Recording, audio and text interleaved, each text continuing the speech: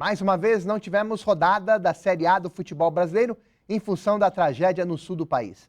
Mas o jogo solidário foi realizado no Maracanã. Ao todo, 32 mil pessoas acompanharam a partida e 42 mil ingressos foram comercializados com a doação da CBF.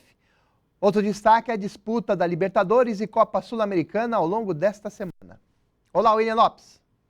Oi, Paulo, boa noite para vocês, boa semana a todos. A gente fala já desse tema, mas quero aqui nessa solidariedade ao povo gaúcho, né? O que aconteceu no Maracanã ontem foi uma ação muito positiva, com artistas, com ex-jogadores atuando, fazendo e praticando o futebol numa partida no Maracanã, com muita gente assistindo, tudo que foi arrecadado indo para o sul do país, para as vítimas das enchentes, enfim, uma ação muito bacana, muito legal, muito positiva, sem dúvida nenhuma.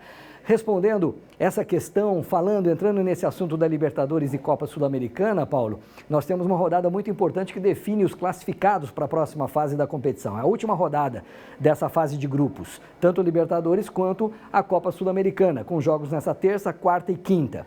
Amanhã vamos focar em cima dos times brasileiros. Na Libertadores, nós temos 3 times em ação.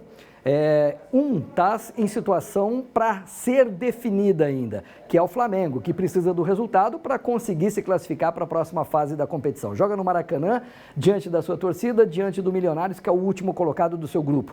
Todas as condições para conseguir a classificação, e aí nós teremos também o Flamengo na próxima fase dessa competição, o time que andou oscilando nessa fase de grupos.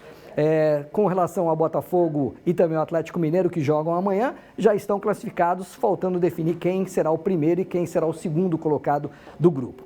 Na Copa Sul-Americana, a mesma situação com relação a alguns times. 3 brasileiros também estarão em campo nesta terça-feira. O Bragantino está dependendo aí de conseguir a classificação ou em primeiro ou segundo. A Sul-Americana classifica só o primeiro diretamente, só que o segundo vai para um play-off, uma repescagem, com chance de ficar na competição também. Então o Bragantino tem essa possibilidade.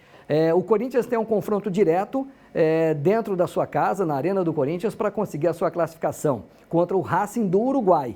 O Racing tem 11 pontos, o Corinthians tem 10, o Corinthians joga em casa e uma vitória o Corinthians termina em primeiro lugar, se classifica. Aí para não depender dessa repescagem também.